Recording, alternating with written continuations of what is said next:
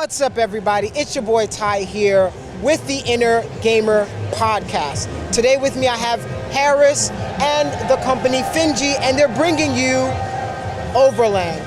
This game is so cool looking. So today we're just gonna dive in and have Harris just talk to us about what Overland is about. Yeah, for sure. Overland is a turn-based survival strategy game all about making your way from the east coast of the country to the west coast. You got your band of friends, you get in your car, and you zoom around as you try to survive.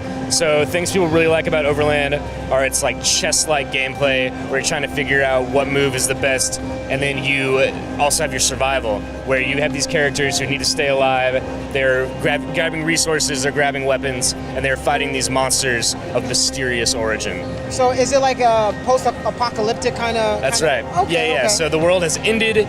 You have these monsters who come up from the ground. That's all we really tell you. There's more to it if you want to learn it. But if you just want the simplicity of the world has ended and things suck, you can go with that.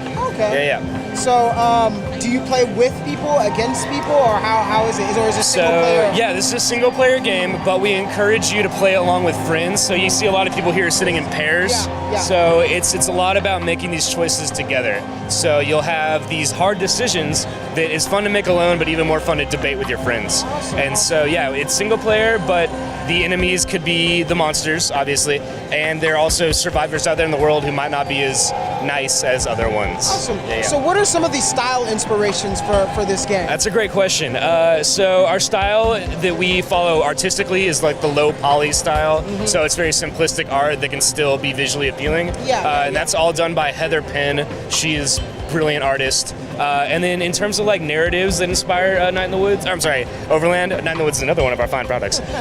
Overland is things like Cormac McCarthy's The Road, just like post-apocalyptic survival stories that just put you in the middle of it right as it happens. We're not going to hit you with like exposition of like rolling credits to say, in the year 2038, the economy has collapsed, and you're going to play the story you wake up in the apocalypse. It's going to be like real life. You wake up, things are bad, and you have to make the best of it. So what kind of, how long is the gameplay that people can expect from this? That's a great question. So every single level is procedurally generated.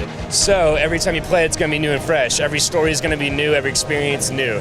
The average playthrough, if you're good enough, can vary by hours. Like you might encounter a level that is really hard for you, some might be easy. That's all part of the randomness of it.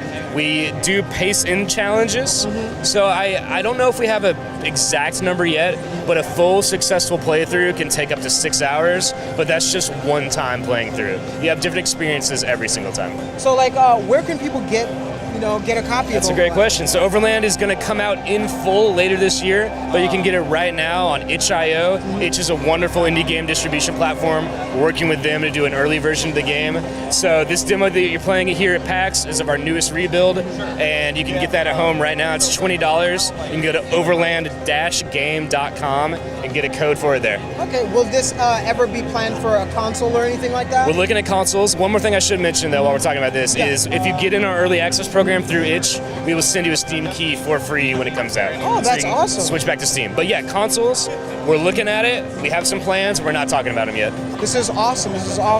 Well, thank you very much for talking with us about your new game. Yeah, thank you. Coming out. So, and it's crazy that it's one person doing all of this. So we do have a one-person game. That is Tunic. That's Tunic. Okay. But Overland is a very small team as well. That's like no more than 7-8 people at the most. Wow. Yeah, we love tiny games. Wow. And just these kind of games make your production team so agile. And it's always fun to see a team, just small teams putting out big level work. And this is just another example of that. So if you get a chance, definitely check out Overland by the guys at Finji here at PAX.